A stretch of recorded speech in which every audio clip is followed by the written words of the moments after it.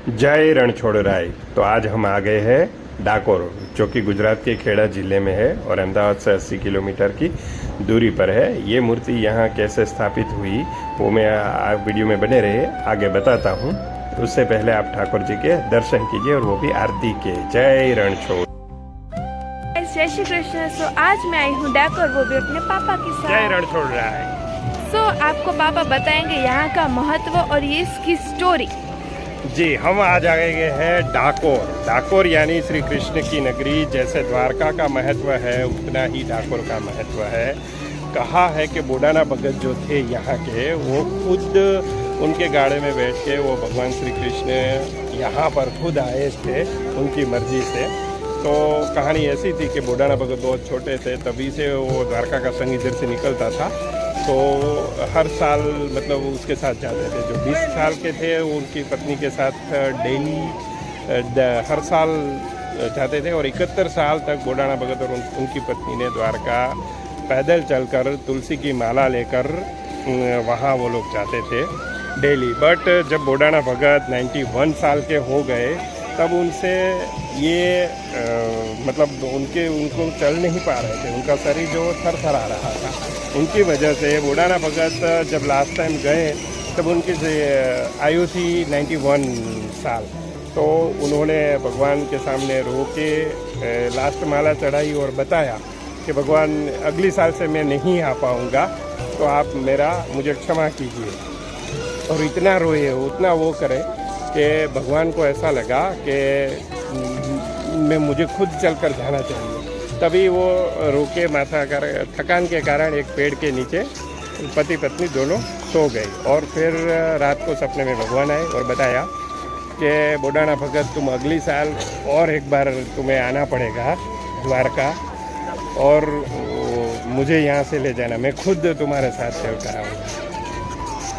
फिर बोडाना भगत जब जागे तब उन्होंने देखा तो वो सुबह हो चुकी थी और मतलब कि सुबह हो चुकी थी और उनको यकीन नहीं हो रहा था कि भगवान ने खुद ऐसा कहा है। फिर भी उन्होंने मन में उठान लिया कि मैं अगली बार एक बार और आऊँगा और फिर यहाँ से मतलब मैं भगवान को लेकर के जाऊँगा, भगवान की इच्छा। फिर ऐसे ही 1 साल चला गया और बोडाना भगत फिर वो दिन आ गया जो हर साल वो आते थे पूनम के दिन। वो दिन फिर भगवान को लेने गए। उनके पास मतलब गाड़ा बोलते हैं, बलद गाड़ा, बुलोक काट। हाँ, तो वो था दुबला पतला, वो लेकर आए और वो भी चल नहीं पा रहे थे। फिर भी भगवान बोले कि ये मेरा भगत उधर से निकला है, कब मेरे पास पहुँचेगा। तो उन्होंने क्या किया कि उसको नींद लग गई बीच रास्ते में थकान के कारण, तो वो सो गए। तो सीधा जब उठे तो सीधा द्वारका में ही थे। फिर बोड़ा भगत ने फिर से भगवान से गुजारिश की, प्रार्थना की, गिड़गिड़ाए और बोले। तो वहाँ के ब्राह्मण लोगों ने मना किया कि आप ये मूर्ति नहीं ले जा सकते, गुगड़ी ब्राह्मण जो बोलते हैं वो लोग फिर शाम होते ही वो मंदिर को लॉक लगा के फिर वो चले गए। तो बोडाना भगत तो थकान के कारण सो गए थे।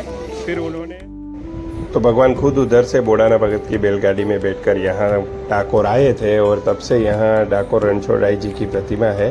तो ये है डाकोर का महत्व। और मैं आ गया हूँ गोमती घाट। ये है गोमती घाट और ये देखिए गोमती घाट का बहुत ही सुंदर लोकेशन। और यहाँ भगवान श्री कृष्ण जब बोडाना भगत इधर आए थे तो उनकी प्रतिमा को यहाँ छुपा दिया गया था। वो डाकोर के जो गुगड़ी ब्राह्मण थे वो ढूंढते हुए उसे देख न पाए, उसकी वजह से। तो ये है गोमती घाट।